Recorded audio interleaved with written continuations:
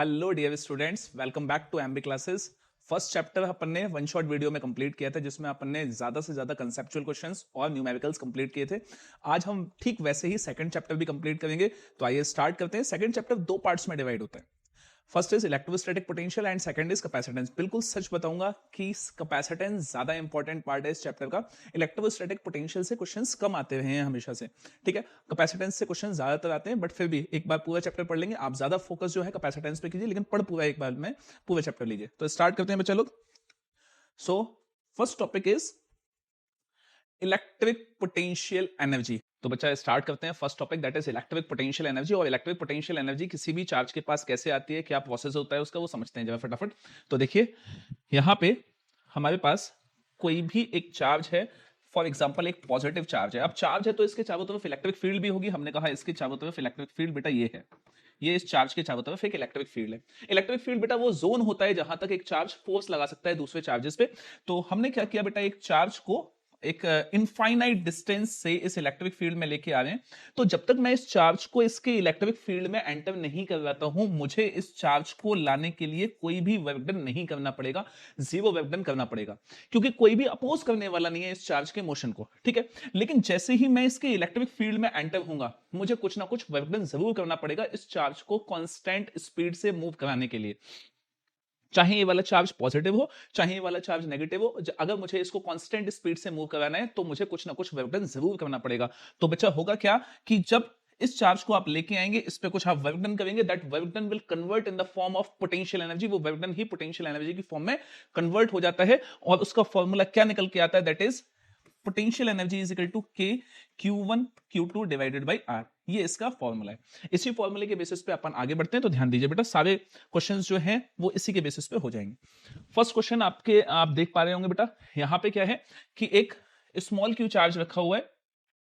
हालांकि ये क्वेश्चन गलत है, कैपिटल क्यू चार्ज। अच्छा चलो यहाँ पे कैपिटल क्यू चार्ज मान लेते हैं। एक कैपिटल क्यू चार्ज है, उसको हम लेके आए हैं इक्विलेटरल ट्रायंगल के किसी भी एक कॉर्नर पे। इक्विलेटरल ट्रायंगल है तो यहाँ 60 डिग्री होगा। हम इस चार्ज को इन्फिनिटी से लेके आए हैं, और इसको लाने में जो वर्क डन हुआ है वो वर्क डन हमें कैलकुलेट करना है, ठीक है। तो एक काम करते हैं, हम इस ट्रायंगल के सभी कॉर्नर्स के नाम लिख देते हैं। This is A, this is B, this is C. अब देखिए, जब आप इस चार्ज को, इस कैपिटल क्यू चार्ज को सी पॉइंट पे लेके आए, तो उससे पहले यहाँ पे दो चार्जेस मौजूद थे। ये दो चार्जेस अपनी इलेक्ट्रिक फील्ड बना रहे थे, ठीक है। तो इसका मतलब है जब आप इस चार्ज को लेके आएंगे तो आपको कुछ वर्क डन करना पड़ेगा इन दोनों चार्जेस के अगेंस्ट, ठीक है। अब दो चार्जेस के अगेंस्ट जो वर्क डन है वो कितना होगा, देखिए यहां पे। तो यहां पे वर्क डन जो टोटल होगा, that will be equal to total work done is equal to work done on C due to A plus work done on C due to B. ये टोटल वर्क डन निकल के आएगा, ठीक है। तो देखिए यहां पे वर्क डन का फॉर्मूला क्या, के Q1 Q2 अपॉन R। तो देखिए Q1 कैपिटल Q है, Q2 माइनस Q है, डिवाइडेड बाई साइड जो है वो आपको R दी हुई है, तो ये फॉर्मूला हो गया, प्लस CB। तो C पे जो चार्ज है वो कैपिटल Q है, B पे जो चार्ज है वो -2Q है, डिवाइडेड बाई R। तो अब देखिए इसको जब आप सॉल्व करेंगे तो आपके पास आंसर आ जाएगा -3KQ² डिवाइडेड बाई R। ये आपका आंसर है। जितने भी चार्जेस पहले से मौजूद है सभी की वजह से वर्क डन कैलकुलेट किया जाता है। चलिए इसमें एक और चीज पूछी है इन्होंने, इसमें चीज पूछी है कि find the potential energy of the system. System की पोटेंशियल एनर्जी भी हमें निकालनी है। तो उसके लिए आप एक काम कीजिए, आप इमेजिन कर लीजिए कि पहले से इस ट्रायंगल के कॉर्नर पे कोई भी चार्ज नहीं है, ठीक है। हमने क्या माना कि पहले से कोई भी चार्ज नहीं था, फिर सबसे पहले हम एक चार्ज लेके आए यहां पे, that is capital Q। Capital Q charge लेके आए इस पॉइंट ए पे, बी और सी पे कुछ भी नहीं है। तो वर्क डन जो आपने किया, that is W1 is equal to 0। W1 is the work done जो आपने कैपिटल Q को ए पॉइंट पे लाने के लिए किया। क्योंकि पहले से कोई भी चार्ज नहीं था तो इलेक्ट्रिक फील्ड कोई थी नहीं, तो इलेक्ट्रिक फील्ड कोई नहीं थी तो वर्क डन भी 0 हो गया। फिर नेक्स्ट आप माइनस क्यू चार्ज को बी पॉइंट पे लेके आए। माइनस क्यू चार्ज को बच्चा अगर बी पॉइंट पे आप लेके आए तो उस टाइम पे पहले से कौन सा चार्ज मौजूद था, that is capital Q charge. तो अब जो बी पॉइंट पे -Q चार्ज है, दैट इज वर्क डन 2, तो वो कितना हो जाएगा, K capital Q -Q divided by R। जितने चार्जेस मौजूद हैं उसकी वजह से वर्क डन बढ़ता चला जाएगा। चलिए अब हमने क्या किया, लास्ट में हम -2Q चार्ज को यहां पे लेके आए। पहले से कितने चार्जेस मौजूद हैं जल्दी बताइए, कैपिटल Q और -Q। इसका मतलब वर्क डन इन दोनों की वजह से होगा। तो वर्क डन जो 3 है वो इन दोनों की वजह से होगा। पहले इसकी वजह से लिख लेता हूं, फॉर्मूला वही K capital Q minus 2Q divided by R plus formula K capital Q नहीं minus Q minus 2Q by R, और आपको जो टोटल वर्क डन निकालना है उसमें आप W1 W2 और W3 को ऐड कर दीजिए, आपके पास टोटल वर्क डन निकल आएगा। सबको ऐड करके आप आंसर निकाल सकते हैं। चलिए स्टार्ट करते हैं बेटा नेक्स्ट वन, नेक्स्ट क्वेश्चन। चलिए बच्चा, find the work done in moving small q charge at the square of side small r। एक आपको स्क्वायर दिया हुआ है, उसकी साइड स्मॉल r है, आपको वर्क डन कैलकुलेट करना है। यहां पे एक चार्ज बच्चा गिवन है -2q, यहां पे -q चार्ज गिवन है, ठीक है। आपको टोटल वर्क डन कैलकुलेट करना है जब हम सेंटर पे एक चार्ज को लेके आएंगे। तो सेंटर पे मतलब कि यहां चार्ज लेके आए, कौन सा small q charge for example लेके आ गए। अब देखिए यहाँ पे आप इनफाइनाइट डिस्टेंस से चार्ज लेके आए हैं। ये क्वेश्चन थोड़ा सा इनकम्प्लीट है। आपको जब भी बोर्ड में क्वेश्चन दिया जाएगा आपको बताया जाएगा कि चार्ज कहां से लेके आया जा रहा है। तो इन्फिनिटी से चार्ज लेके आएंगे, अक्सर केसेस में यही होता है। तो अब ये चार्ज यहाँ पे है, तो यहाँ पे लाने में वर्क डन कितना होगा। तो देखिए इससे पहले 4 चार्जेस मौजूद हैं। ये जो चारों चार्जेस हैं ये कितने डिस्टेंस पे है इस पे, क्योंकि सेंटर पे तो इक्वल डिस्टेंस है, ठीक है। इक्वल डिस्टेंस है, वो डिस्टेंस है कितना, सेंटर से कॉर्नर तक का डिस्टेंस होता है बेटा r अपॉन √2, ठीक है। तो चारों की वजह से आपको वर्क डन कैलकुलेट करना है, ठीक है। तो देखिए यहां पे आपके पास क्या आ गया, total work done is equal to, पहले इसकी वजह से कैलकुलेट करते हैं, ठीक है। फॉर्मूला याद रखिएगा, K minus Q small q divided by r upon √2, ठीक है, प्लस इसकी वजह से K minus Q small q divided by r upon √2, plus अब इसकी वजह से K capital Q small q divided by r upon √2, plus K minus 2Q small q divided by r upon √2। इन सभी को सॉल्व कर लेंगे, आपके पास आंसर आ जाएगा। बच्चे कई बार ये क्वेश्चन करते हैं कि सर आप फर्स्ट चैप्टर में जब क्वेश्चन सॉल्व कर रहे थे तो आपने किसी भी क्वेश्चन में आपने साइन नहीं लिया था, बट आप यहाँ पे हर क्वेश्चन में साइन ले रहे हैं फॉर्मूला लगाते टाइम, ठीक है। तो देखिए बच्चा, पोटेंशियल एनर्जी एक वेक्टर क्वांटिटी है, वेक्टर क्वांटिटी में फॉर्मूला डालते टाइम ही साइन लिखा जाता है, तो हमने उसी टाइम पे साइन लिया है। चलिए बच्चा next one, next question is again अच्छा क्वेश्चन है बच्चा, ये क्वेश्चन थोड़ा सा अच्छा क्वेश्चन है। देखिए बेटा क्या है ये question, find the work done in moving A charge E from centre O से of the square two point E, जो कि मिड पॉइंट पे है CD के, ठीक है। आपके पास ये चार्जेस दिए हैं, ये वाला चार्ज अगेन आपको शायद हो सकता है ना शो हो रहा हो, ये -q चार्ज है। ये वाला क्वेश्चन पिछले क्वेश्चन से थोड़ा सा अलग है। वो अलग होने की वजह ये है बच्चा कि ये वाला जो क्वेश्चन है ये थोड़ा सा इस क्वेश्चन में आपको दोनों लोकेशन दिए हैं, वो लोकेशन जहां से चार्ज मूव करा रहे हैं, वो लोकेशन जहां पे चार्ज मूव करा रहे हैं, मतलब जहां से स्टार्ट हो रहा है जहां फाइनली जा रहा है, ये दोनों लोकेशन यहां गिवन है। इससे पहले इनिशियल लोकेशन इनफाइनाइट होती थी तो वहां आसान हो जाता था, क्योंकि इनफाइनाइट डिस्टेंस पे वर्क डन 0 हुआ करता है, तो इनिशियल वर्क डन 0 लेके हम कैलकुलेट करते थे। बट यहाँ इनिशियल वर्क डन 0 नहीं होगा, चार्ज यहां से स्टार्ट हो रहा है यहां तक जा रहा है, तो आप सबसे पहले वर्क डन O पे लिखिए कि O पे कितना होगा। चलिए भाई देखिए 4 चार्जेस हैं आपके पास, ठीक है, -q plus q minus q, ठीक है, 4 चार्जेस हैं आपके पास। तो चारों चार्जेस से डिस्टेंस कितना है, कॉर्नर से सेंटर तक का डिस्टेंस बच्चा लोग r अपॉन √2 का फॉर्मूला लिख लेता हूं फटाफट। देखिए k सीधे थोड़ा जल्दी सॉल्व करूंगा। k आपके पास ये जो कॉर्नर पे चार्जेस हैं सभी का मैग्नीट्यूड कैपिटल Q है, ठीक है। सेंटर पे जो चार्ज है वो E है, ठीक है, डिवाइडेड बाय डिस्टेंस कितना है r अपॉन √2 है। चलिए ब्रैकेट लिया, अब चारों चार्जेस के लिए लिख लेते हैं भाई, कॉमन लेंगे तो यहां इसके लिए -1 आ जाएगा, इसके लिए -1 आ जाएगा, ठीक है, इसके लिए +1 आ जाएगा और इसके लिए -1 आ जाएगा, ठीक है। सभी सॉल्व कर लेंगे तो आपके पास वर्क डन जो सेंटर पे आ जाएगा दैट विल बी -1 प्लस का 1 तो -2 आ जाएगा, सो वैल्यू -2 और ये √2 ऊपर जाएगा तो -2 K capital Q E by R, ये आपके पास सेंटर पे आ गया। अब इस चार्ज को जब आप यहां लेके जाएंगे E पॉइंट पे, तो वहां एक चैलेंज ये है कि देखिए भाई E से इस वाले चार्ज तक का और इस वाले चार्ज तक का, क्योंकि ये मिड पॉइंट है, साइड R है, तो ये वाला डिस्टेंस तो बच्चा R/√2 हो गया, ये वाला डिस्टेंस भी R/2 हो गया।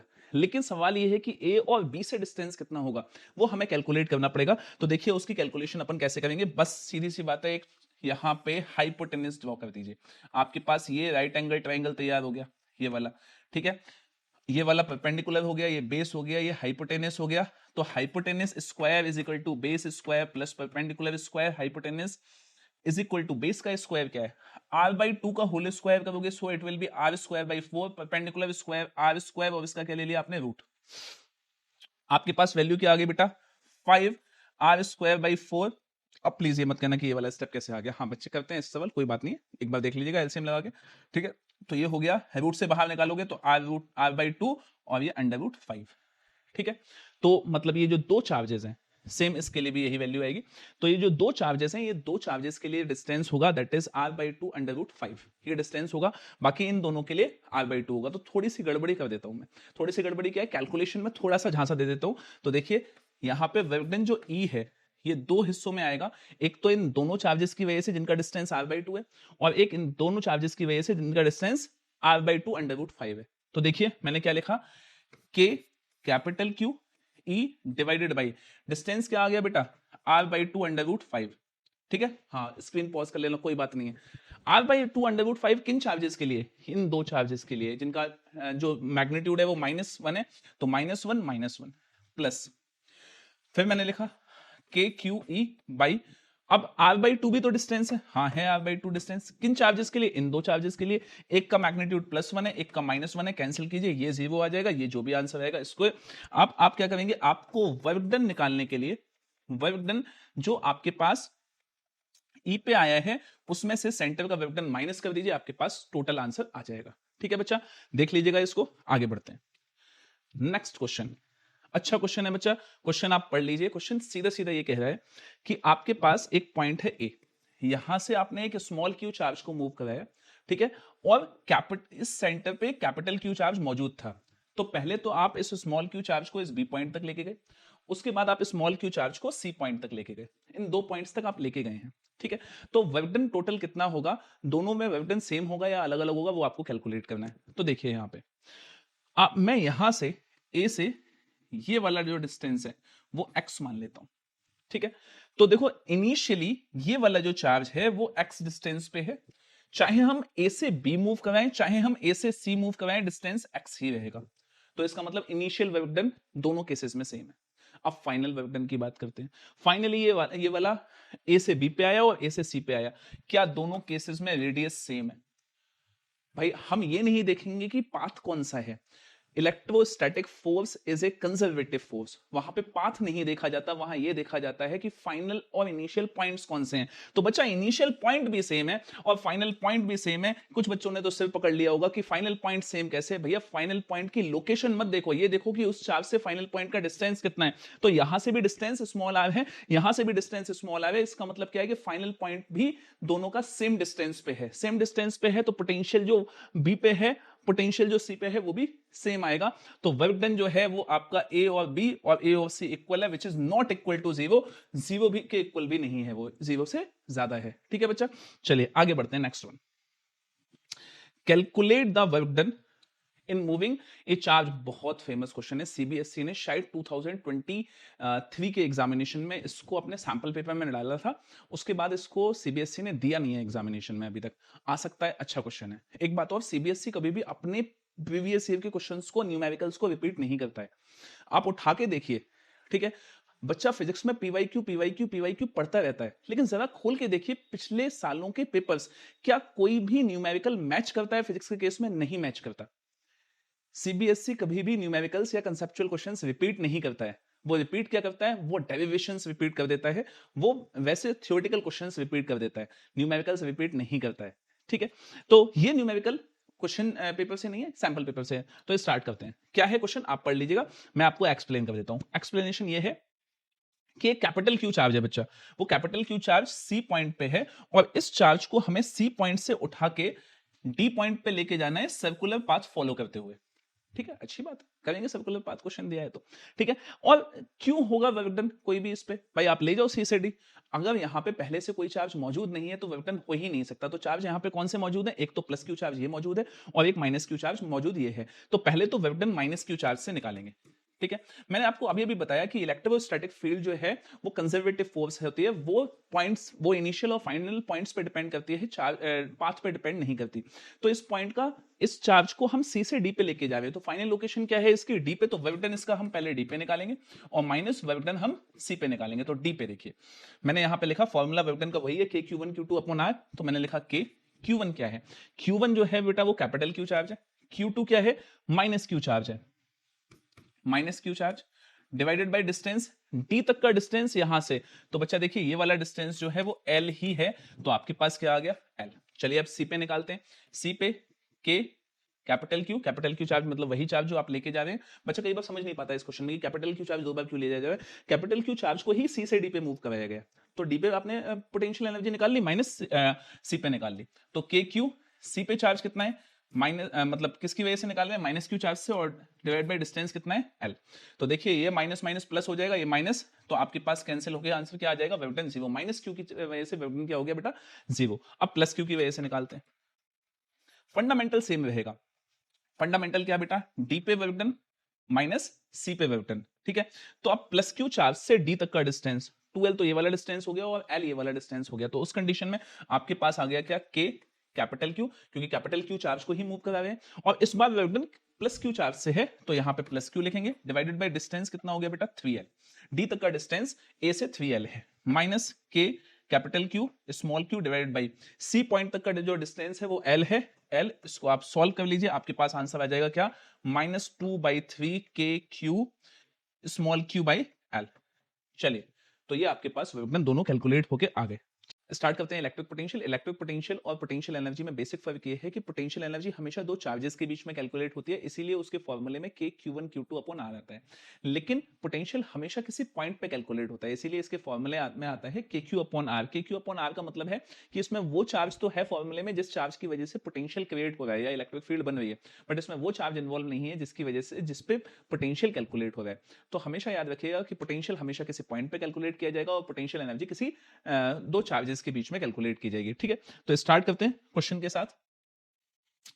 सो अजर्शन डिवीजन, अजर्शन डिवीजन बच्चों को बहुत परेशान करते हैं कि ये अजर्शन डिवीजन जो है वो किस तरह से काम करता है। क्वेश्चन क्या है, an electron has high potential energy when it is at a location associated with a more negative value of potential and a low potential energy when at a location associated with more positive potential। इसका मतलब क्या है, इसका समझिए जरा। देखिए electron की potential energy ज्यादा होती है जब वो नेगेटिव पोटेंशियल के पास होता है, ठीक है। बहुत अच्छा एग्जांपल इसका समझने का ये है, हमने एक सर्किट ले लिया, उस सर्किट में बैटरी लगा दी, ठीक है।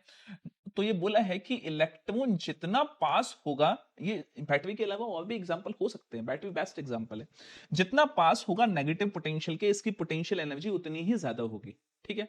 अच्छा, और इसकी पोटेंशियल एनर्जी बहुत कम होगी जब वो पॉजिटिव पोटेंशियल के पास होगा यहां पे, ठीक है। तो इसको दो तरह से समझाऊंगा मैं आपको, एक तो फॉर्मूले से समझाऊंगा और एक तो थ्योरेटिकली समझाऊंगा। पहले थ्योरेटिकली समझिए। देखिए इलेक्ट्रॉन हमेशा मूव करता है नेगेटिव पोटेंशियल से पॉजिटिव की तरफ, ठीक है। और हमेशा याद रखिए इलेक्ट्रॉन को हम पानी की तरह कंसीडर करते हैं, वाटर की तरह। तो वाटर हमेशा ज्यादा हाइट से कम हाइट की तरफ आता है, ज्यादा पोटेंशियल से ज्यादा हाइट, आप उसकी पोटेंशियल एनर्जी ज्यादा मान लीजिए, ज्यादा हाइट से कम की तरफ आता है।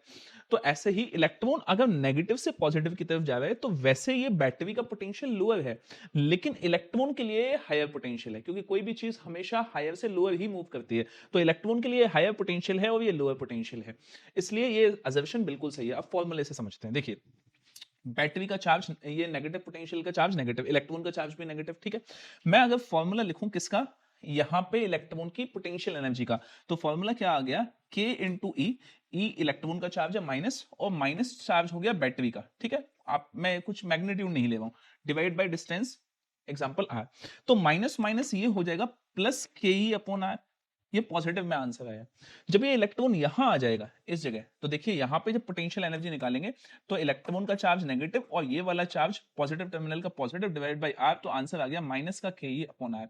तो ये वैल्यू आपके पास नेगेटिव आई, मतलब कि ये लो वैल्यू है, कम वैल्यू है, और ये ज्यादा वैल्यू है। तो डेफिनेट सी बात है इलेक्ट्रॉन के पास ज्यादा पोटेंशियल एनर्जी होती है नेगेटिव पोटेंशियल के पास, और कम पोटेंशियल एनर्जी होती है ज्यादा पोटेंशियल के पास। क्या क्लियर होगी ये बात? नेक्स्ट क्वेश्चन की तरफ आगे बढ़ते। कहाँ सर रीजन तो यही कि अरे रीजन का आंसर मैं पहले ही दे चुका हूं। Electron move from region of higher potential to region of lower potential. Higher potential का रीजन तो ये और लोअर का ये, तो क्वेश्चन ये कह रहा है कि इलेक्ट्रॉन पॉजिटिव से नेगेटिव की तरफ मूव करता है। अरे नहीं भाई साहब, इलेक्ट्रॉन हमेशा नेगेटिव से पॉजिटिव की तरफ मूव करता है, तो रीजन गलत है, असर्शन सही है। आगे बढ़ते हैं। नेक्स्ट इज दो स्फेरिकल कंडक्टिंग शेल्स हैं जिनका रेडियस 4 सेंटीमीटर और 6 सेंटीमीटर है और चार्ज 40 माइक्रोकूलम और 50 माइक्रोकूलम है। वायर से कनेक्ट कर दिया दो शेल्स को, ठीक है, और पोटेंशियल स्मॉलर और बिगर शेल पे बताना है। एक क्वेश्चन में चीज मिसिंग है कि ये कंसेंट्रिक शेल्स हैं, ठीक है। कंसेंट्रिक शेल मतलब बच्चा एक शेल अंदर है एक शेल बाहर है, अंदर वाले का रेडियस 4 सेंटीमीटर है और बाहर वाले का रेडियस 6 सेंटीमीटर है, शाबाश, ठीक है।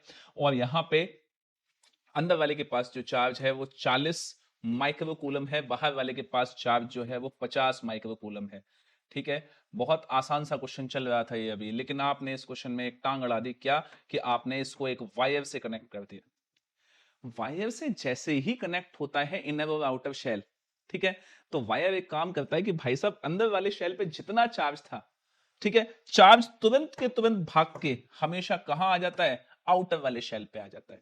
ये 40 का 40 माइक्रोकूलम कहां आ जाएगा, बाहर। सर क्यों आ जाएगा? अरे आपने पढ़ा तो है यार कि एक्सिस चार्ज हमेशा सरफेस पे रिसाइड करता है। तो आप कहेंगे सर सरफेस तो ये भी है वो भी है। हाँ है, जब तक ये वायर कनेक्टेड नहीं है। वायर कनेक्टेड है तो अब इस शेल का ये शेल कंप्लीट एक बन चुकी है और इसका आउटर सरफेस कौन सा है, ये वाला है। तो अब सरफेस पे चार्ज जो है वो 40 + 50 माइक्रोकूलम है। आप इस शेल का पोटेंशियल निकाल लीजिए, तो पोटेंशियल का फॉर्मूला हो गया बेटा क्या, V = KQ/R, ठीक है। K की वैल्यू 9 × 10⁻9, ठीक है। चार्ज कितना है, 50 और 40 90 microcoulomb. Micro means 10⁻⁶ divide by radius. Radius 6 centimetre है तो 6 × 10⁻2 मीटर, ठीक है। इससे आप पोटेंशियल कैलकुलेट कर लेंगे। और एक और चीज, तो अंदर वाले पे चार्ज कितना होगा, चार्ज इनर शेल पे 0 होगा, चार्ज आउटर शेल पे 90 माइक्रोकूलम होगा। पोटेंशियल आउटर पे आप जो भी निकालेंगे वो ये होगा और इनर पे पोटेंशियल उतना ही होगा जितना आउटर पे होगा। शेल के अंदर पोटेंशियल एक जैसा होता है उतना ही जितना सरफेस पे होता है, ठीक है। चलिए आगे बढ़ते हैं। नेक्स्ट टॉपिक इज, हाँ, यहां पे एक ट्रायंगल है। ट्रायंगल क्वेश्चन में मतलब शो नहीं हो रहा है तो अपन बना लेंगे, कोई बात नहीं है, ठीक है। तो ट्रायंगल है यहाँ पे, ये थोड़ा जूम आउट हो रहा है क्या, देखिए ट्रायंगल है। ट्रायंगल जो है वो उसके 3 वर्टिसेस हैं, ठीक है। इक्विलेटरल ट्रायंगल है। आपको पोटेंशियल और इलेक्ट्रिक फील्ड की वैल्यू बतानी है अलग अलग लोकेशन पे, ठीक है। तो देखिए स्टार्ट करते हैं। मैंने ये ट्रायंगल बना लिया, ठीक है। ट्रायंगल यहां पे बना लिया। यहां पे आपके पास 3 चार्जेस दिए हुए हैं। एक चार्ज 2Q दिया है, एक चार्ज -Q दिया है, एक चार्ज -Q दिए हुए, ठीक है। आपसे पूछा है कि सेंट्रॉइड ऑफ ट्रायंगल पे क्या चीज 0 होगी, पोटेंशियल 0 होगा या इलेक्ट्रिक फील्ड 0 होगी। भाई साहब आप पहले तो ये देखिए कि सेंट्रॉइड से इन सभी चार्जेस का डिस्टेंस क्या सेम है। अरे हाँ साहब डिस्टेंस सेम है। अगर डिस्टेंस सेम हो तो पोटेंशियल निकालने का सीधा तरीका ये पोटेंशियल चेक करने का तरीका ये है, मतलब वो 0 है या नहीं, वो तरीका ये है कि आप चार्जेस को ऐड कर दीजिए क्योंकि डिस्टेंस तो सेम है ही। तो आपके पास चार्ज क्या हो गया, -Q आंसर क्या आ गया, 0। तो पोटेंशियल तो 0 है। 0 पोटेंशियल के 2 ऑप्शंस अवेलेबल है भाई साहब मार्केट में, ठीक है। अब इलेक्ट्रिक फील्ड की बात करते हैं। इलेक्ट्रिक फील्ड 0 है या नहीं है। -Q चार्ज इलेक्ट्रिक फील्ड अंदर बनाएगा, -Q चार्ज इलेक्ट्रिक फील्ड अंदर बनाएगा, +2Q चार्ज इलेक्ट्रिक फील्ड बाहर बनाएगा। कैसे भी ये नेट इलेक्ट्रिक फील्ड 0 नहीं हो सकती, इसका मतलब इलेक्ट्रिक फील्ड नॉन 0 है और आंसर हमें ये मिलता है। अभी पहले टिक लगा दिया, अच्छा टिक तो वहां भी लगा हुआ था। चलिए स्टार्ट करते हैं। Next, relation between electric field and electric potential and equipotential surfaces, ठीक है। तो इसमें फॉर्मूला लिखा हुआ है dV = -EdR और इक्विपोटेंशियल सरफेसेस भी बने। तो आगे बढ़ते हैं, धीरे धीरे जो भी क्वेश्चन हमें मिलेगा वो सॉल्व करते हैं। देखिए फर्स्ट क्वेश्चन ही बड़ा धांसू सा क्वेश्चन आ गया। Electric potential V as a function of distance x is shown in figure, ठीक है। आपको फिगर में ये शो हो रहा होगा शायद, ये ग्राफ दिया हुआ है आपको ये बताना है, ये पोटेंशियल और डिस्टेंस का ग्राफ है। आपको बताना है कि इलेक्ट्रिक फील्ड और डिस्टेंस का ग्राफ क्या होगा इनमें से, ठीक है। तो देखिए इधर आप एक चीज नोट कीजिए कि इलेक्ट्रिक फील्ड का फॉर्मूला होता है minus DV by D X, ठीक है, क्योंकि भाई DV is equal to minus का ई डी आर होता है, डी आर की जगह मैंने एक्स लिख लिया, कोई प्रॉब्लम नहीं है इसमें। अब आप अगर ग्राफ की बात करो, ठीक है, ग्राफ में ये वाली एक्सिस पोटेंशियल की है, ये वाली एक्सिस डिस्टेंस की है, मैं ये वाला एंगल अगर थीटा ले लूं तो बेटा ये वाली वैल्यू v मिल जाएगी मुझे और ये वाली एक्सिस x मिल जाएगी। और यहां पे अगर मैं tan थीटा लिखूं तो tan theta will give you v by x, perpendicular upon base होता है। इसका मतलब क्या है कि ये जो dv बाई dx दिया हुआ है, v बाई एक्स और dv बाई dx एक ही बात है ना, स्मॉल वैल्यू तो है dv बाई dx, ये जो dv बाई dx दिया हुआ है ये tan थीटा के इक्वल है, और किसी भी ग्राफ में tan थीटा उस ग्राफ के स्लोप को शो करता है।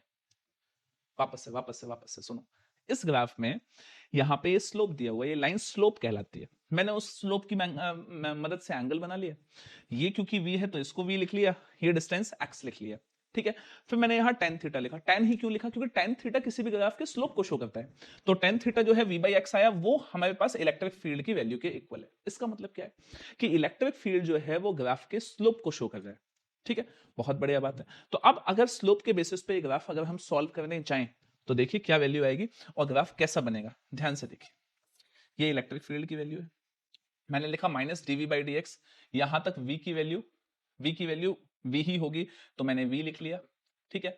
और डिस्टेंस जो है वो 2, तो v बाई 2 हो गया, किसका, माइनस का, मतलब स्लोप क्या है, माइनस का v बाई 2 है, तो आपके पास यहां पे क्या आ गया बेटा, माइनस का v बाई 2, नेगेटिव में ग्राफ स्टार्ट होगा, माइनस का v बाई 2, सीधा रहेगा स्लोप, ठीक है, क्योंकि कोई वेरिएबल वैल्यू नहीं है, इसका मतलब स्लोप चेंज नहीं हो रहा है, वो एग्जैक्ट सेम रहेगा। कब तक, 2, अब ये यूनिट यहां मेंशन नहीं है, 2 मीटर मान लेते हैं, यहां तक ये सेम रहेगा।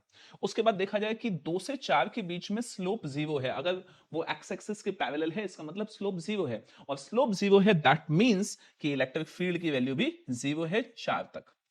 उसके बाद 4 से 6 के बीच में ग्राफ रिड्यूस हो रहा है, माइनस साइन मिल रहा है आपको, ठीक है, तो देखिए माइनस साइन मिल रहा है तो आपके पास क्या आ जाएगा, एक माइनस, तो इस फॉर्मूले का एक माइनस और मिल रहा है तो आंसर हो गया प्लस में, तो आपके पास ग्राफ कुछ ऐसा शो होगा। है क्या, कहीं कहीं है क्या भाई, देखिए ये देखो, पॉजिटिव से शुरू नहीं हो सकता, पॉजिटिव से शुरू नहीं हो सकता, ये नहीं हो सकता, इट इज पॉसिबल, ठीक है। नेक्स्ट वन, नेक्स्ट क्वेश्चन,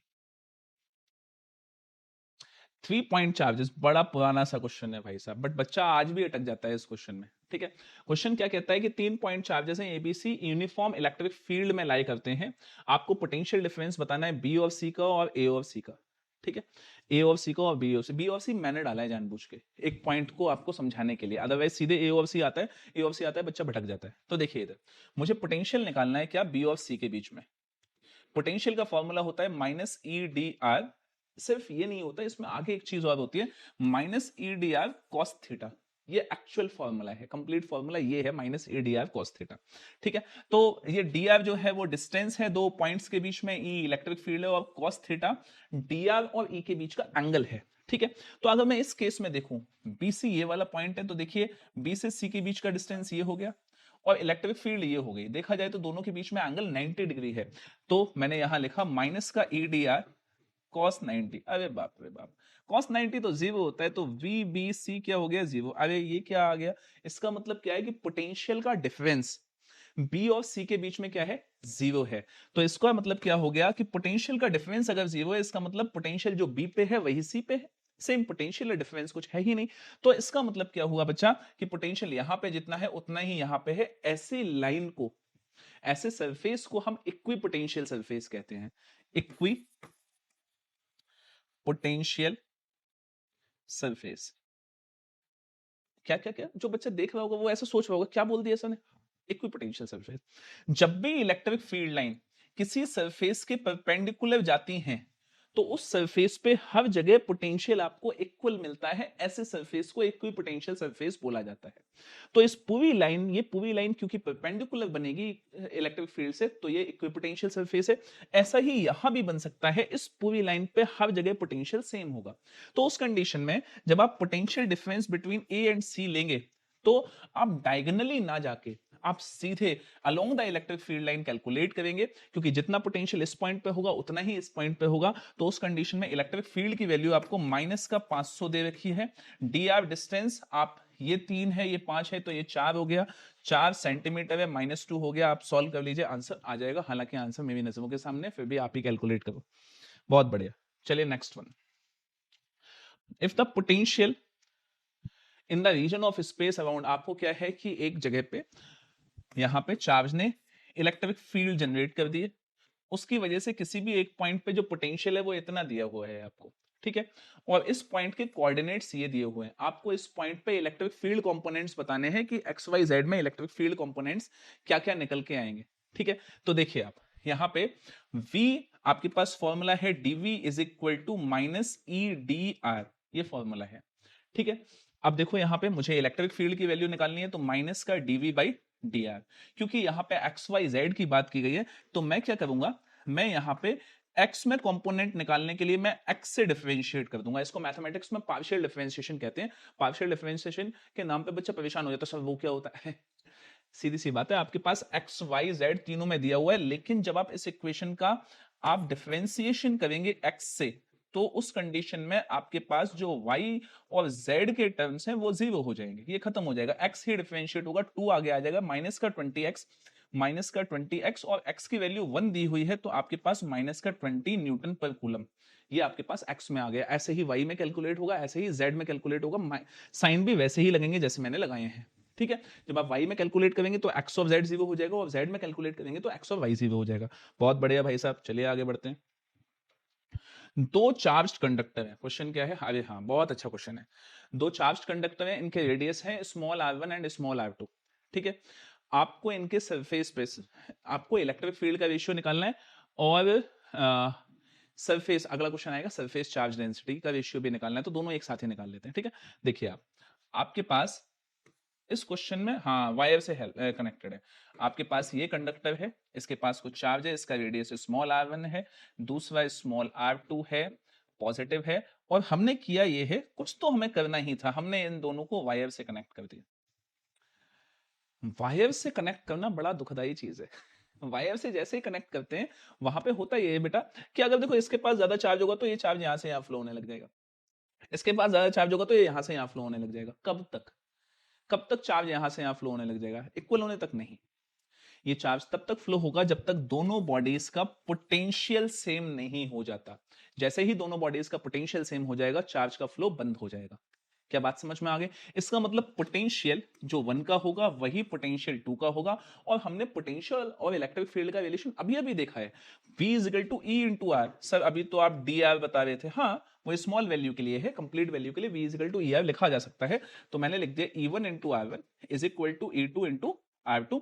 तो E1 upon E2 is equal to R2 upon R1, ये आपके पास रिलेशन आ गया।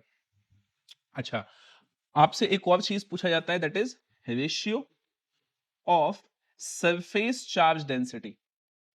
Surface charge density, ratio of surface charge density. अब सरफेस चार्ज डेंसिटी और इलेक्ट्रिक फील्ड का क्या रिलेशन है? एक फॉर्मूला है बच्चा, that is E is equal to sigma upon 2 epsilon naught. Sir गलत पढ़ा रहे हो आप, सिग्मा अपॉन 2 एप्सिलॉन नॉट पढ़ाया हम लोगों ने। मैं भाई वो बता रहा हूं जो बच्चों के रिएक्शन होते हैं। सिग्मा अपॉन 2 एप्सिलॉन नॉट होता है electric field due to sheet. जब आप स्फेरिकल कंडक्टर से इलेक्ट्रिक फील्ड निकालते हैं तो सिग्मा अपॉन एप्सिलॉन नॉट निकल के आता है, आप चेक कर लीजिएगा एक बार, ठीक है।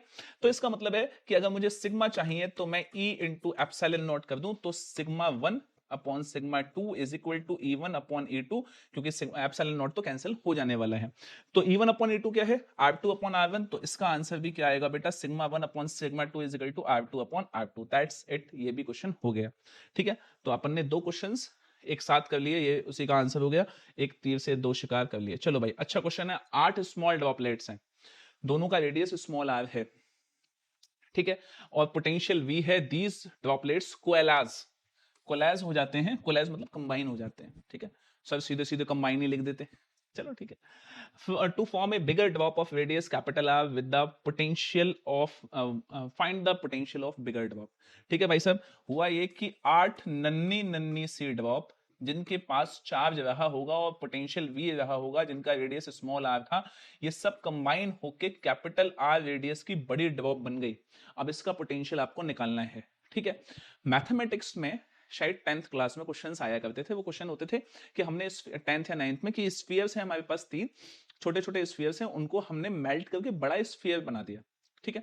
और बड़ा स्फीयर बना दिया तो आप बताइए कि उस बड़े स्फीयर का रेडियस कितना होगा। तो उस कंडीशन में हम करते ये थे कि छोटे स्फीयर्स जितने हैं उन सबका जो वॉल्यूम है वो बड़े स्फीयर के वॉल्यूम के इक्वेट कर देते थे, तो रेडियस निकाला था। तो सबसे पहले तो रेडियस निकालना जरूरी है। तो देखिए वॉल्यूम ऑफ 8 स्फीयर्स, 8 स्फीयर्स का volume is equal to volume of bigger, बड़ा वाला स्फीयर, ठीक है। तो 8 स्फीयर का volume volume volume volume 4/3 pi R cube is equal to, क्योंकि छोटे स्फीयर्स का रेडियस आपने स्मॉल आर लिया है। अच्छा, बड़े स्फीयर का वॉल्यूम क्या है? 4/3 pi capital R cube. 4/3 pi cancel हो गया। भाई साहब इस क्यूब हटाने के लिए क्यूब रूट लो, आर के ऊपर से हटेगा, आर से भी हटेगा, 8 का क्यूब होता है 2, तो capital R is equal to 2r। बहुत बढ़िया। अब नया पोटेंशियल आपको लेना है, bigger potential. Potential of bigger drop is equal to, potential का फॉर्मूला तो KQ अपॉन R ही होगा। तो इसके पास 8 ड्रॉपलेट्स का पोटेंशियल आया, तो मैंने 8 से मल्टीप्लाई किया, KQ डिवाइडेड बाई रेडियस कितना है, कैपिटल R है, तो 8 इंटू KQ, और कैपिटल R को स्मॉल r की फॉर्म में लिखेंगे तो ये 2r हो गया, 2 से ये 4 बार कैंसिल, 4 KQ अपॉन R। अच्छा, KQ upon R small potential होता है, तो बड़ा वाला पोटेंशियल, बड़का potential is equal to 4 times of छोटका पोटेंशियल। हाँ भाई हो गया, 4 टाइम्स हो जाएगा, ठीक है। तो स्टार्ट करते हैं भाई, नेक्स्ट स्टार्ट क्या करते हैं, कंटिन्यूस करते हैं। इक्विपोटेंशियल सरफेस सीख चुके हैं आप, इक्विपोटेंशियल सरफेस इंटरसेक्ट नहीं करते। इक्विपोटेंशियल सरफेस जो है उसमें इलेक्ट्रिक फील्ड लाइंस पैरेलल होती है। इक्विपोटेंशियल सरफेस पे नेट वेक्टेंसी वो होता है जब चार्ज को मूव करवाते हैं। ये 2-3 चीजें आपको पता होनी चाहिए। चलिए नेक्स्ट वन इज, आपको 2 पॉइंट चार्जेस दिए हैं, 3 माइक्रोकूलम प्लस का और माइनस का, ठीक है। और जो है वो 2 पॉइंट्स पे रखे हैं 5 सेंटीमीटर अपार्ट। आपको इक्विपोटेंशियल सरफेस बनाना है। इक्विपोटेंशियल सरफेस 2 का क्यों, पहले 1 का बना के देखो। देखो इक्विपोटेंशियल सरफेस कैसा बनता है, प्लस चार्ज है, तो इक्विपोटेंशियल सरफेस ये है। ये क्या चल रहा है भाई, देखिए इक्विपोटेंशियल सरफेस के लिए मैं फॉर्मूला लिखता हूं, फॉर्मूला वही लगेगा, dv v is equal to minus का EdR, तो E is equal to minus का dv अपॉन dr, ठीक है बच्चा। अब देखिए यहाँ पे केस क्या बनता है, ये क्या बता रहा है कि इस फॉर्मूले के अकॉर्डिंग जाऊं तो देखो पोटेंशियल तो कांस्टेंट है, माइनस साइन हटा देता हूं यहां से, तो E जो है वो इनवर्सली प्रोपोर्शनल है किसके, dr के। तो इसका मतलब है जितनी ज्यादा स्ट्रॉन्ग इलेक्ट्रिक फील्ड होगी dr उतना ही छोटा होगा। dr है क्या, पहली बात dr जो है वो है space between equipotential surface, equipotential surface के बीच का स्पेस है। इलेक्ट्रिक फील्ड जितनी स्ट्रॉन्ग होगी EPS इक्विपोटेंशियल सरफेस उतने ही पास पास, उतने ही नजदीक बनेंगे, और इलेक्ट्रिक फील्ड जितनी वीक होगी स्पेस उतना ही ज्यादा होगा। तो देखिए क्योंकि चार्ज के पास इलेक्ट्रिक फील्ड स्ट्रॉन्ग होती है तो इक्विपोटेंशियल सरफेस पास पास है, चार्ज से दूर इलेक्ट्रिक फील्ड वीक होती है तो स्पेस दूर दूर है, और एक पॉइंट चार्ज के लिए हमेशा स्फेरिकल इक्विपोटेंशियल सरफेस बनता है, ठीक है। बोले सर ये तो क्वेश्चन नहीं था, आपने तो कुछ और बता दिया। आगे क्वेश्चन पे लौट आओ भाई, देखो इधर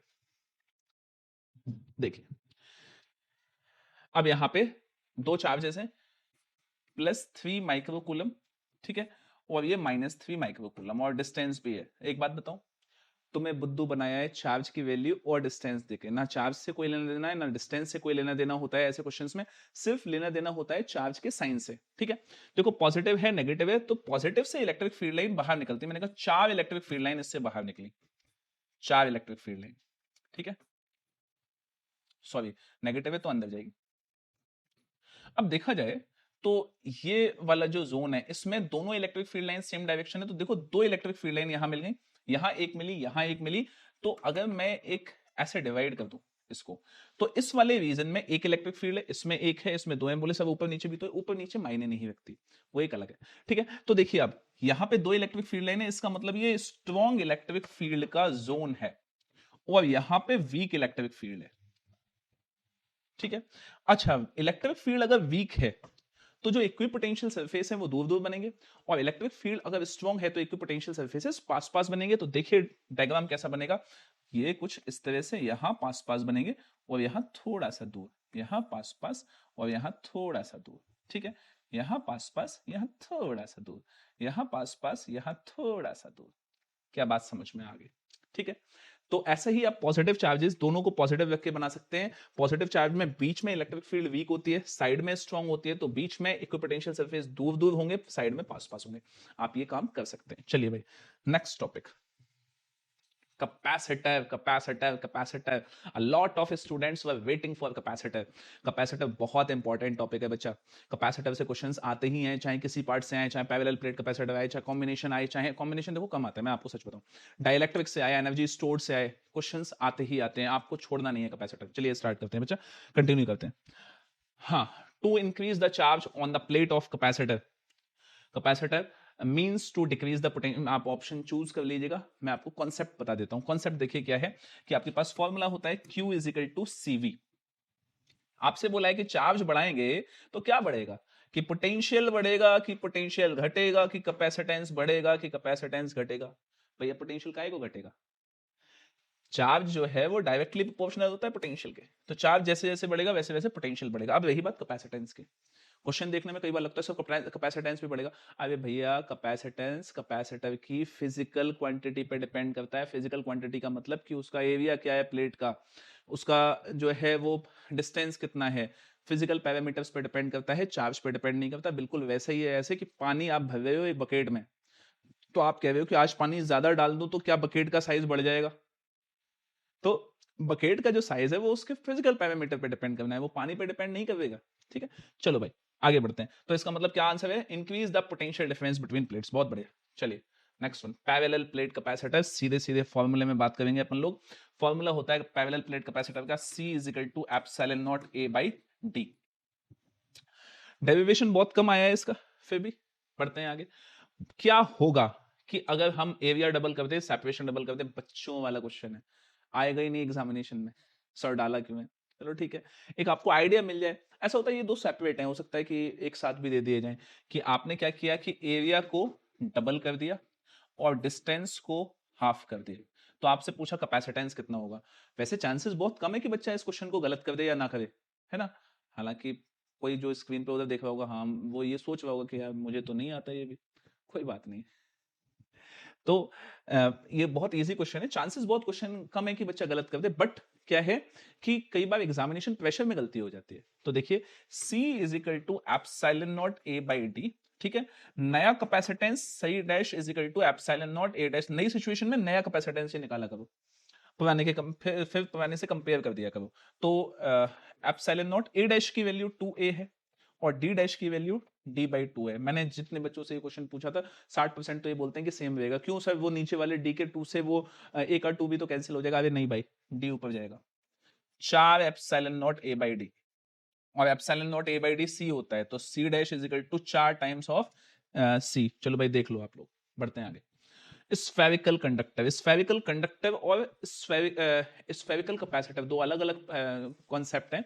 स्फेरिकल कंडक्टर जो है उसका जो कैपेसिटेंस होता है, ये रेडियस है स्फेरिकल कंडक्टर का, उसका कैपेसिटेंस होता है C is equal to 4 pi epsilon naught into R। ये इसका कैपेसिटेंस है। ठीक है, तो देखते हैं इस पे क्वेश्चंस क्या है। एक क्वेश्चन है बेटा हमारे पास कि भैया कि क्या पैरेलल प्लेट कैपेसिटर की प्लेट्स का एरिया होना चाहिए ताकि उसका कैपेसिटेंस इक्वल हो जाए। किस चीज के इक्वल हो जाए? उसका कैपेसिटेंस बच्चा इक्वल हो जाए एक स्फेरिकल कंडक्टर के कैपेसिटेंस के जिसका रेडियस R है। ठीक है, तो देखिए बेटा स्टार्ट करते हैं। एक स्फेरिकल कंडक्टर, अरे भाई हम तो आगे पहुंच गए। चलिए भाई देखिए, एक स्फेरिकल कंडक्टर है, इसका रेडियस जो है वो कैपिटल R है।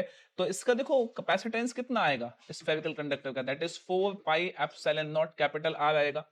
और एक पैरेलल प्लेट कैपेसिटर का कैपेसिटेंस कितना आता है, वो आता है epsilon not A by D।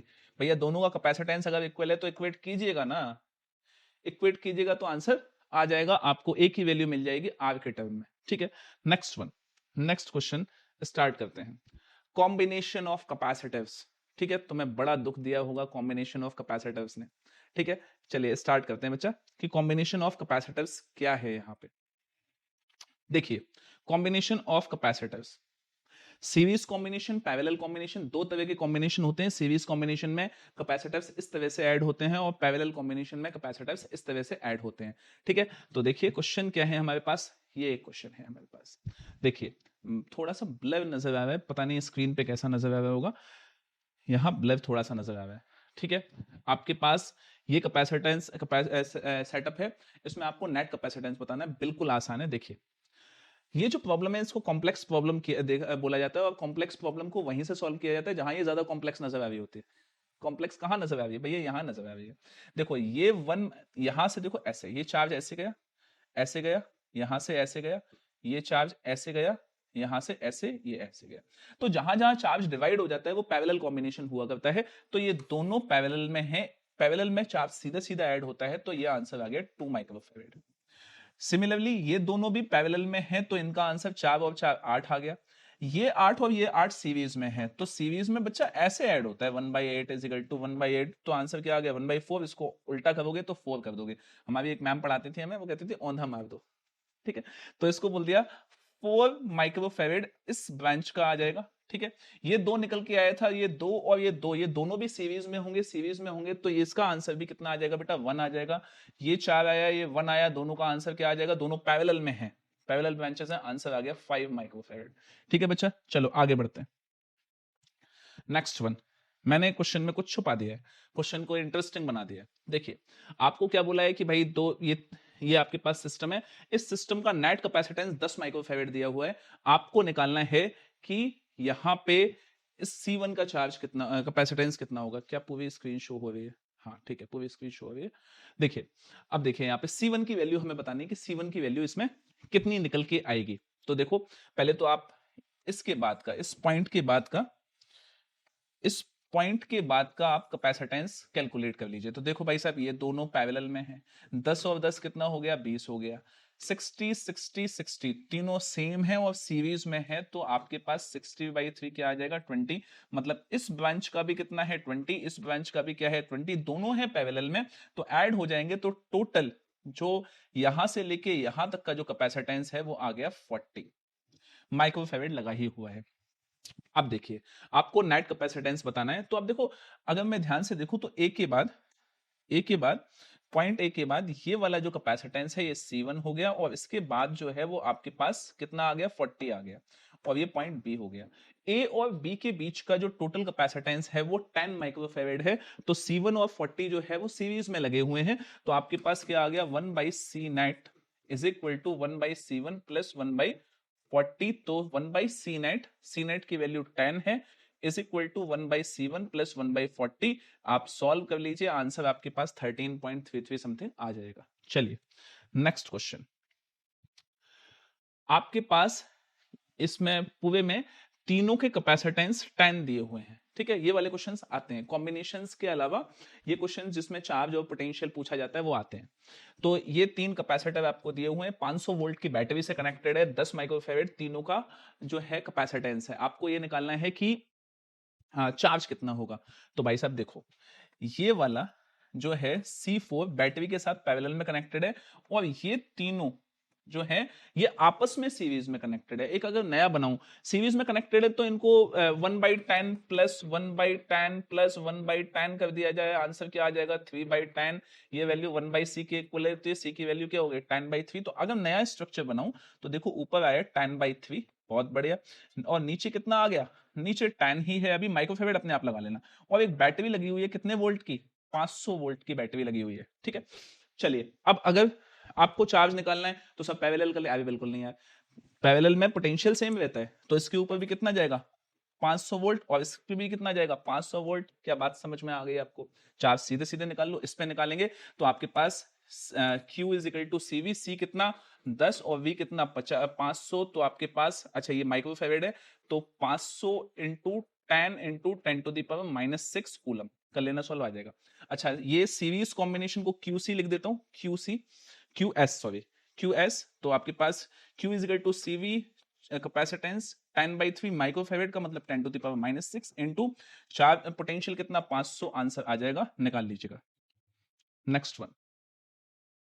Next one is बहुत अच्छा क्वेश्चन है, सीबीएसई एनसीईआरटी में है ये क्वेश्चन, और ये क्वेश्चन पता नहीं कितने सालों से रास्ता देख रहा है कि ये क्वेश्चन आ जाए एग्जामिनेशन में, हो सकता है आ जाए। अच्छा क्वेश्चन है, देखिए भाई 300 वोल्ट की बैटरी है, इसमें सेटअप में लगी हुई है, इसमें आपको बताना है कि चार्ज और पोटेंशियल निकालना है हर कैपेसिटर के अक्रॉस। मैंने जो है बड़े दिल से डाला है इस क्वेश्चन को, ठीक है। तो देखिए आप इधर जरा, पहले तो नेट कैपेसिटेंस निकालेंगे। नेट कैपेसिटेंस निकालना यहां से शुरू करेंगे, ये 200 और 200 सीरीज में है, तो दोनों का यहां पे 100 आ जाएगा।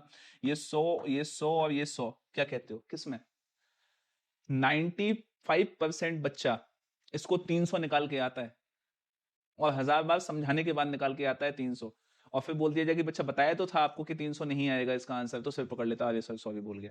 देखिए क्या होगा, ये दोनों का 200 का 100 हो गया, ठीक है। 100 और ये 100 दोनों पैरेलल में 200 हो जाएगा, तो देखिए ऊपर जो है वो 200 आ गया आपके पास, और नीचे जो है ये 100 है, अभी भी C4 बचा हुआ है, और बैटरी ये लगी हुई है। अब क्या कहते हो, क्या कहते हो कि ये सीरीज में है पैरेलल में? ये सीरीज में है, तो सीरीज में है बच्चा, तो इसका पोटेंशियल कितना निकल के आ जाएगा, that is 1/c is equal to 1/200 plus 1/100। Solve कर लेना, c की वैल्यू 200/3, क्योंकि ये पिको फेरेड है तो 10 to the power -12 farad answer आ गया। क्या बात समझ में आ गई? अब मुझे चार्ज निकालना है, ठीक है। अब पोटेंशियल और चार्ज निकालना है, तो सबसे पहले आप देखिए कि ये वाला जो सेटअप है, ये इसके साथ सीरीज में है, तो अगर सीरीज में है इसके साथ, तो सीरीज में तो चार्ज कांस्टेंट रहता है, तो जितना चार्ज इस पे निकल के आएगा उतना ही चार्ज इनके पास भी आएगा। तो पहले आप चार्ज निकाल लीजिए, तो देखिए Q is equal to CV, ठीक है। C कितना, 200/3 into 10 to the power -12 into V की वैल्यू कितनी बच्चा, V की वैल्यू 300, ठीक है। इसको पूरा सॉल्व करेंगे भाई, 100 तो 20 -12 है, तो 2 into 10 to the power -8 coulomb charge आ गया। वो चार्ज यहां से लेके यहां तक सब में फ्लो कर रहा है। क्या ये बात समझ में आ गई? ठीक है, चलिए देखिए, अभी क्वेश्चन पूरा नहीं हुआ, देखिए इधर।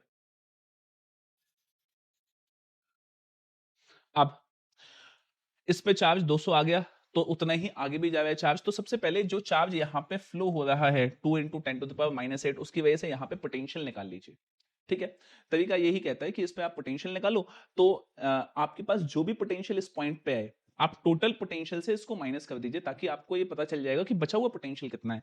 तो देखिए, अब मैं पोटेंशियल निकाल रहा हूं किस पे, C4 पे, तो इसको V4 नाम दे दिया। V is equal to Q/C होता है 2 into 10 to the power -8 by C। C की वैल्यू है 100 pico farad 10 to the power -12। भैया सॉल्व कर लेना, 200 वोल्ट आंसर आएगा। तो रिमेनिंग वोल्टेज कितना, रिमेनिंग वोल्टेज है आपके पास टोटल वोल्टेज माइनस V4, तो टोटल वोल्टेज 300, 200 जो है V4 है, आंसर आ गया 100 वोल्ट। तो 100 वोल्ट देखो, यहां पे 200 ड्रॉप हो गया, बचा हुआ 100 यहां चला जाएगा। अब देखो ध्यान से, ये और ये दोनों पैरेलल में, तो इसके अक्रॉस भी 100 और इसके अक्रॉस भी 100 वोल्ट, ठीक है।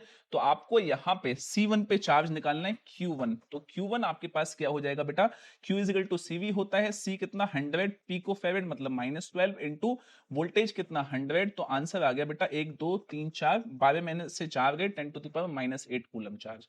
ऐसे ही आप इन दोनों पे निकालेंगे, ठीक है, चार्ज की वैल्यू। तो चार्ज किस पे, 2 पे, एंड चार्ज किस पे, 3 पे।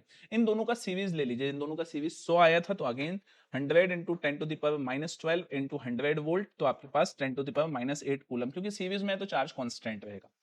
तो ये जो है क्वेश्चन बहुत अच्छा है। क्वेश्चन सॉल्व ऐसे ही होता है, नेट कैपेसिटेंस निकालो, नेट चार्ज निकालो, और चार्ज के बाद पोटेंशियल निकाल दो पहले वाले कैपेसिटर पे, ठीक है। बाद वाले पे बचा हुआ रिमेनिंग चला जाएगा, रिमेनिंग जो है वो पैरेलल करके आप आंसर निकाल लेंगे, ठीक है। देख लीजिएगा इसको।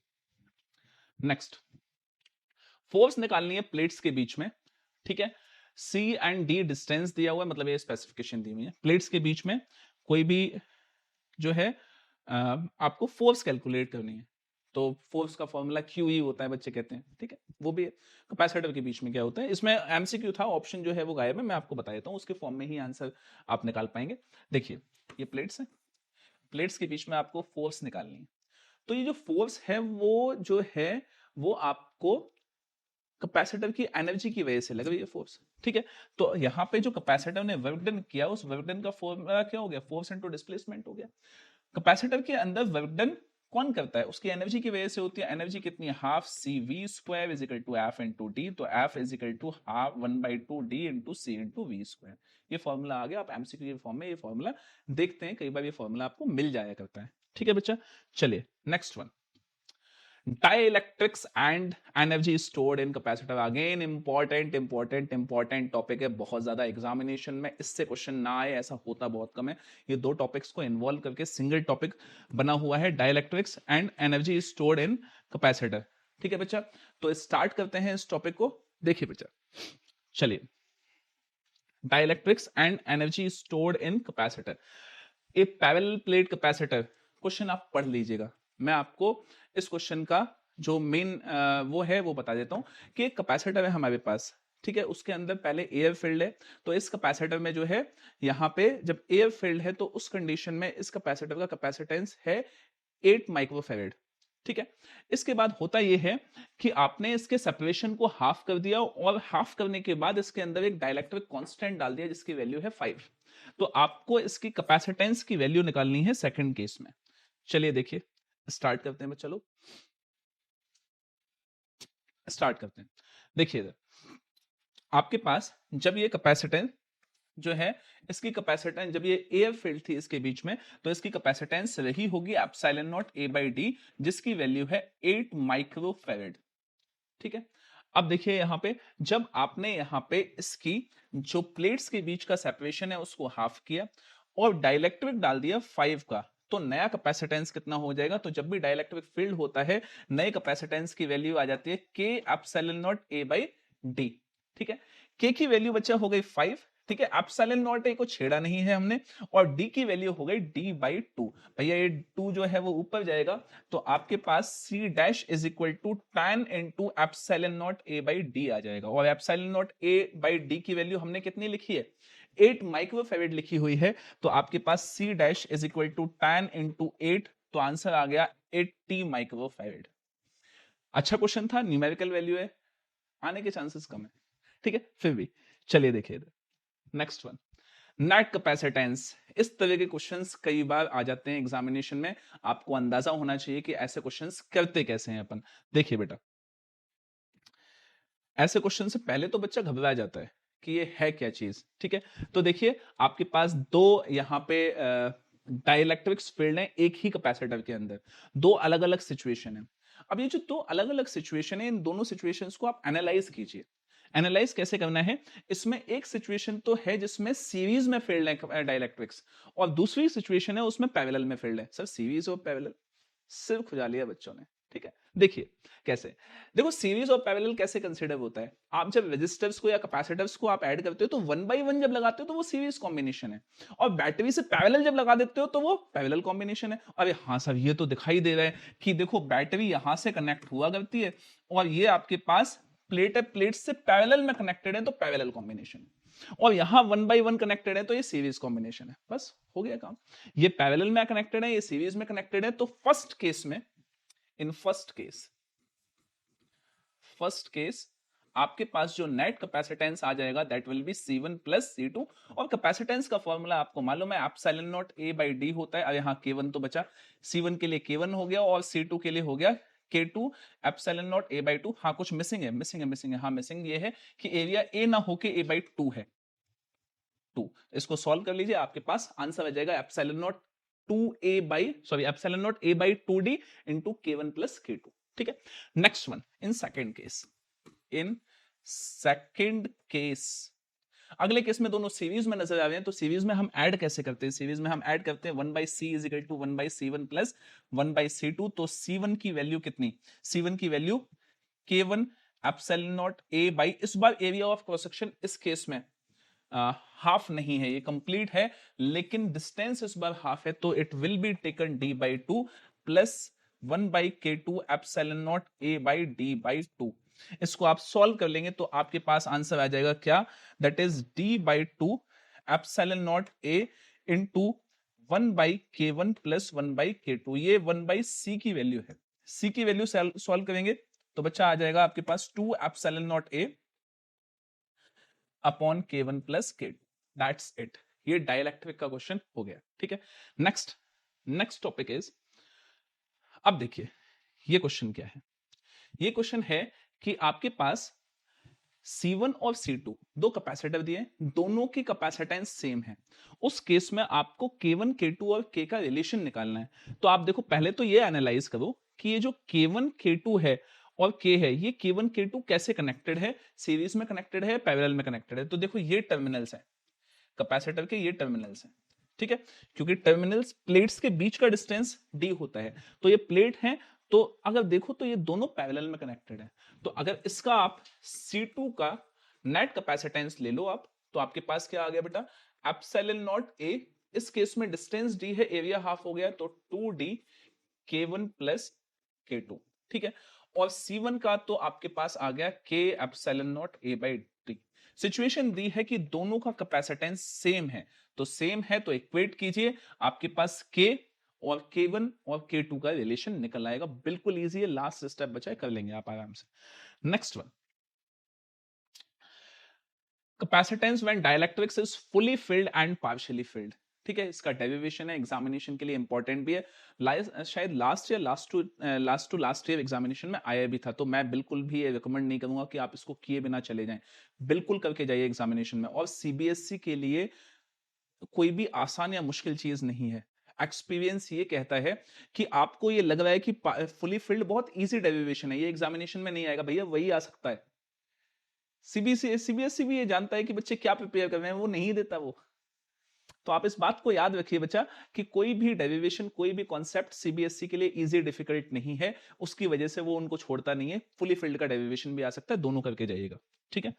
नेक्स्ट वन, ये पार्शियली फिल्ड के बेसिस पे क्वेश्चन है कि आपके पास एक डाइलेक्ट्रिक है जिसकी थिकनेस 3d/4 है, कांस्टेंट k है, आपको ये निकालना है कि कैपेसिटेंस कितनी होगी। तो कैपेसिटेंस का फॉर्मूला तो आप जानते हैं, फॉर्मूला होता है epsilon not a by T upon के प्लस डी माइनस टी। यहां पे टी की जगह वैल्यू पुट कीजिए, तो epsilon not A upon T की वैल्यू है 3d/4 इंटू के plus 3d/4 minus, sorry D की जगह मैंने वैल्यू पुट कर दी है, तो d माइनस 3d/4, इसको सॉल्व कर लेंगे तो आपके पास कैपेसिटेंस आ जाएगा, ठीक है। चलिए भाई next one, effect of dielectric when battery is connected and disconnected. इस कॉन्सेप्ट को आप समझ लीजिए जरा कि ये कॉन्सेप्ट एक्चुअली क्या है।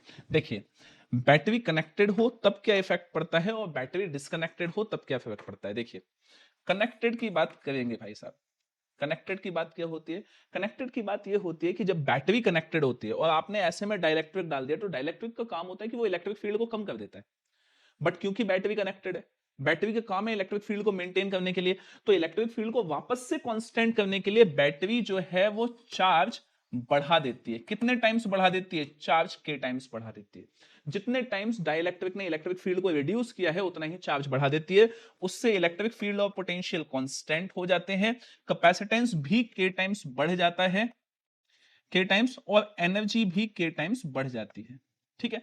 लेकिन बैटरी डिस्कनेक्टेड है तो क्या हो गया, अरे भाई साहब डाइलेक्ट्रिक आपने डाल दिया, बैटरी डिस्कनेक्टेड है, तो बैटरी ही तो चार्ज देती है, बैटरी नहीं है तो चार्ज कौन देगा, तो चार्ज सेम रहेगा। उस केस में इलेक्ट्रिक फील्ड के टाइम्स रिड्यूस हो जाएगा, पोटेंशियल भी के टाइम्स रिड्यूस हो जाएगा। कैपेसिटेंस के मजे ही मजे होते हैं, कैपेसिटेंस हर कंडीशन में के टाइम्स बढ़ता है, लेकिन इस बार एनर्जी कम हो जाएगी के टाइम्स, ठीक है, एनर्जी के टाइम्स कम हो जाएगी। चलिए भाई आगे बढ़ते, क्वेश्चन क्या है, क्वेश्चन बड़ा ही शानदार सा है।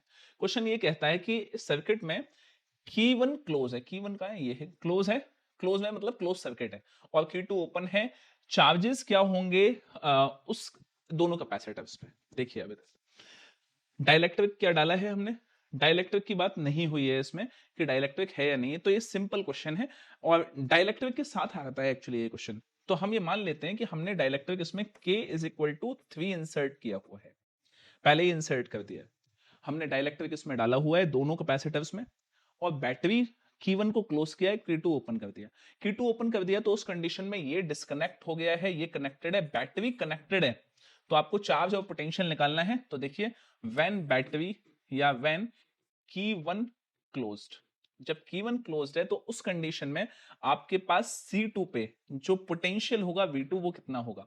तो देखिए दोनों पैरेलल में पोटेंशियल तो सेम ही रहेगा, पोटेंशियल बैटरी के रहते डिस्टर्ब नहीं होता तो कितना आएगा 9 वोल्ट आएगा। ठीक है चलिए, और V1 पे भी कितना आएगा 9 वोल्ट ही आएगा। सॉरी V1 से कनेक्टेड नहीं है तो यहाँ पे पोटेंशियल रिड्यूस हो जाएगा K टाइम्स, हमने K कितना रखा 3 तो ये 3 वोल्ट आएगा।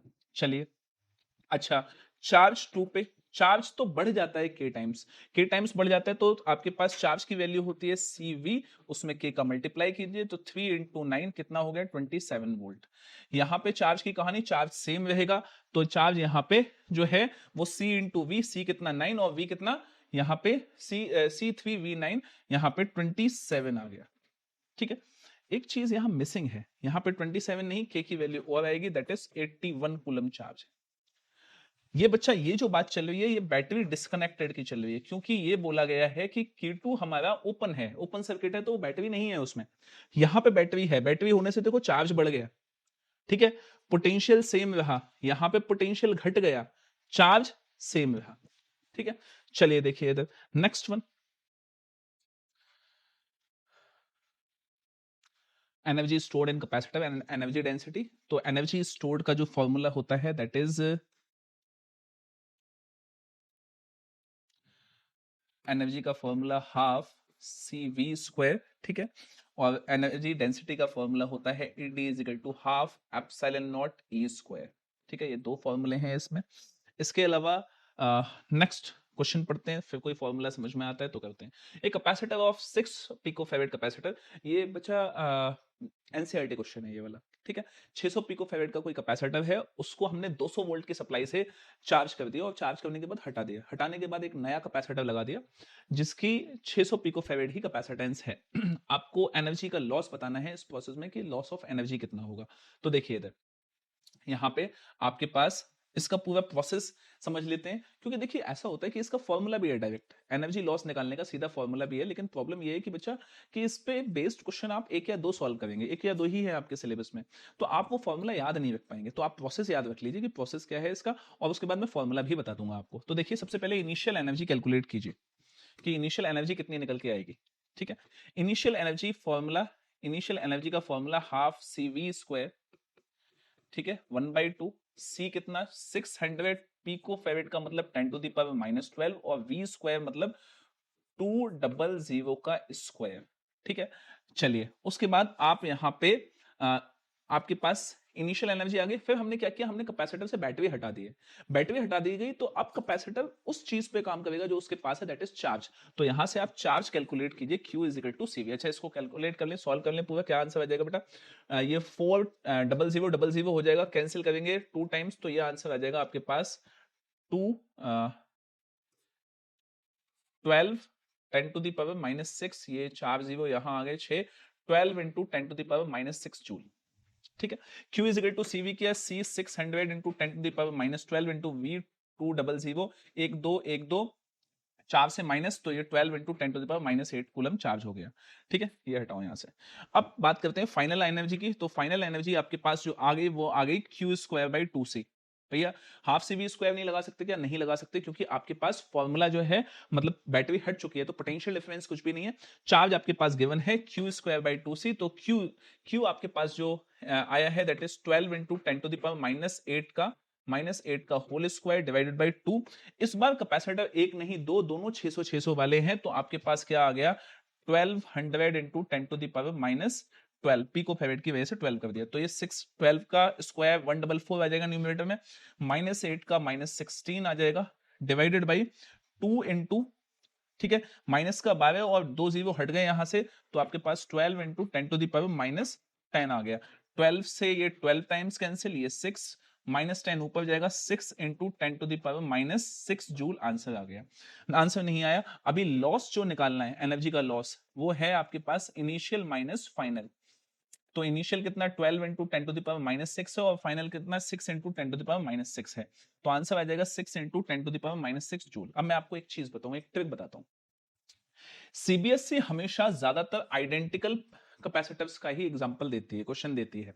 तो आइडेंटिकल कैपेसिटर में बच्चा होता यह है कि जितनी आपकी इनिशियल एनर्जी निकल के आए, लॉस हमेशा लॉस हमेशा इनिशियल एनर्जी का आधा होता है, देख लीजिए इसमें। अगर 1 मार्क का क्वेश्चन आ जाए तो पूरा थोड़ा ना सॉल्व करते बैठेंगे, ठीक है, सीधे सीधे इनिशियल एनर्जी निकालो और 2 से डिवाइड मारो, आपके पास लॉस आ जाएगा। आइडेंटिकल कैपेसिटर के लिए ये पॉसिबल है। अच्छा, लॉस ऑफ एनर्जी का एक फॉर्मूला और है, लॉस ऑफ एनर्जी का एक फॉर्मूला और बेटा मौजूद है हमारे पास। वो फॉर्मूला बच्चा है C1C2 upon 2C1 plus C2 V1 minus V2 का यहां पे आपके पास आ गया क्या, होल स्क्वायर। समझ में आई बात बेटा? तो बेसिकली इस फॉर्मूले को यूज करके आप डायरेक्ट लॉस निकाल सकते हैं अगर आपको ये फॉर्मूला याद रह जाए तो, ठीक है। चलिए next one, 12 pico farad capacitor है, 50 वोल्ट बैटरी से कनेक्टेड है, कितनी एनर्जी स्टोर होगी? तो एनर्जी तो भाई साहब इतनी स्टोर होगी, half C12 into 10 to the power minus 12 into V की वैल्यू 50 का स्क्वायर 2500, इतनी एनर्जी स्टोर होगी। सॉल्व कर लीजिएगा। अगर हमने 6 पिको फेरेड का कैपेसिटर सीरीज में कनेक्ट हो गया सेम बैटरी से, तो आपको चार्ज स्टोर और पोटेंशियल डिफरेंस अक्रॉस ईच निकालना है। तो देखिए आपके पास पहले से 12 है, सीरीज में 6 और कनेक्ट किया गया, तो आपके पास सीरीज का जो कॉम्बिनेशन आ जाएगा दैट इज 12 प्लस 1/6, तो ये हो गया आपके पास 12, 1 प्लस 2 दैट इज 1/4, तो सीरीज में आपके पास आ गया 4 पिकोफैरेड। चलिए अब आपको चार्ज बताना है, 50 वोल्ट की बैटरी है, तो Q is equal to CV होता है, C की वैल्यू बच्चा 4 into 10 to the power minus 12 है, V 50 हो गया तो 200 into 10 to the power minus 12 that is 2 into 10 to the power minus 10 coulomb charge flow हो गया। पोटेंशियल डिफरेंस दोनों पे निकालना है सीरीज कॉम्बिनेशन में, तो सीरीज कॉम्बिनेशन में निकालना है तो आपके पास V is equal to Q/C। Q की वैल्यू आपके पास सीरीज में चार्ज कांस्टेंट रहता है, अगर आप निकालना चाहते हैं किस पे, 12 पिकोफैरेड पे, तो 12 से डिवाइड मार दीजिए, आंसर आ जाएगा। और अगर आप निकालना चाहते हैं 6 पिकोफैरेड पे, तो 2 into 10 to the power minus 10 को 6 पिकोफैरेड से डिवाइड मार दीजिए, ये आपके पास आंसर आ जाएगा। बड़े सिंपल क्वेश्चन है, कोई खास इसमें कुछ है नहीं। चलिए नेक्स्ट वन, आपको पोटेंशियल डिफरेंस कैलकुलेट करना है। हाँ, क्या पोटेंशियल डिफरेंस लगाया जाए? Applied must be applied across the parallel and series combination of two capacitors C1 and C2 with their capacitance in the ratio of 1:2 to show that energy stored in two cases becomes same। देखो energy इसमें same रहती है जब हम दो capacitors को इस तरह से कंबाइन करते हैं, और हम ये क्वेश्चन तब सॉल्व कर लेंगे। तो देखिए इधर जरा, हमने कहा कि दो कैपेसिटर्स हैं C1 और C2, तो पहले अगर पैरेलल में कनेक्ट किया तो पैरेलल में फॉर्मूला सीधे C1 प्लस C2 आ जाता है, और सीरीज में अगर कनेक्ट किया तो आपके पास 1/C1 प्लस 1/C2, तो सीरीज का फॉर्मूला आ गया C1 C2 upon C1 plus C2। बहुत बढ़िया।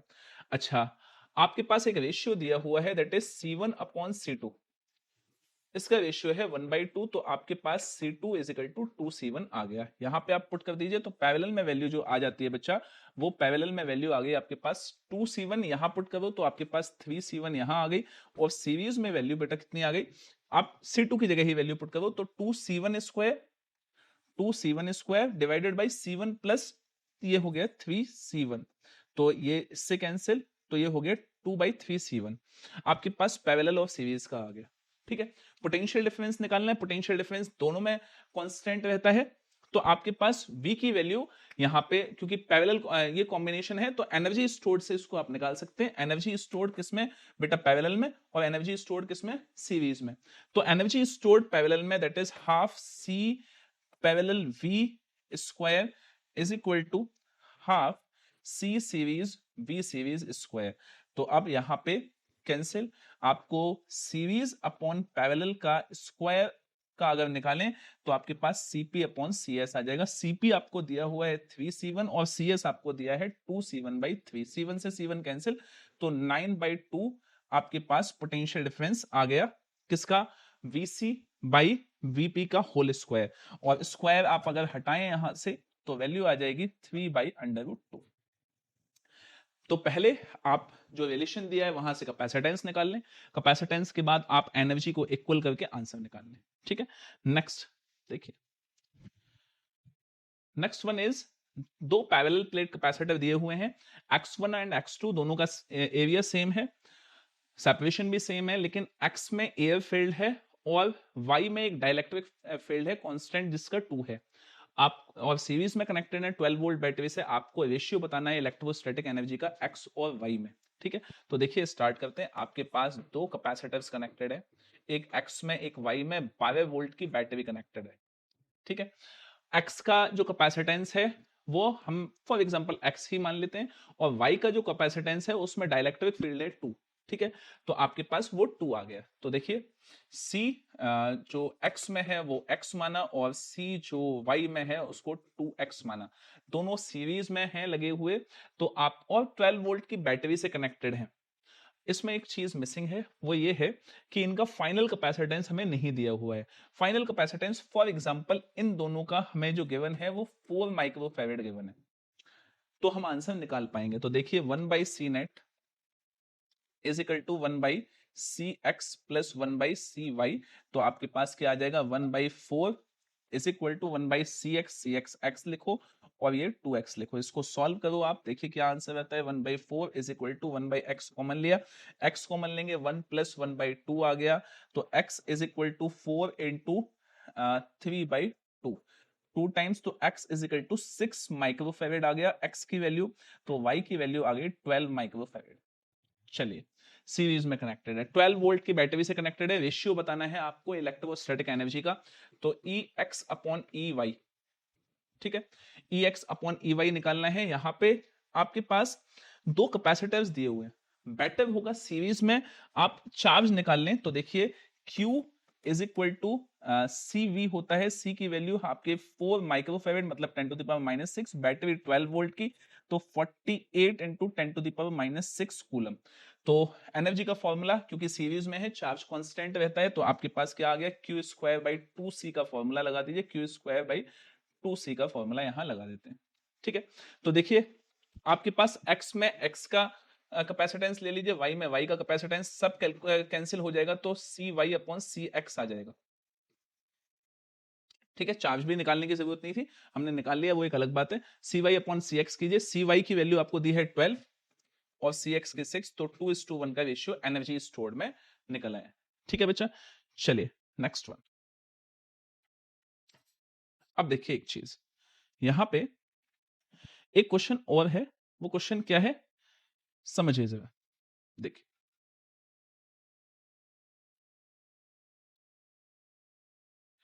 एक क्वेश्चन यहां पे कई बार आता है एग्जामिनेशन में बेटा, कि आपके पास एक कैपेसिटर है, कैपेसिटर में प्लेट्स के बीच में T थिकनेस तक एक मेटल फील्ड है,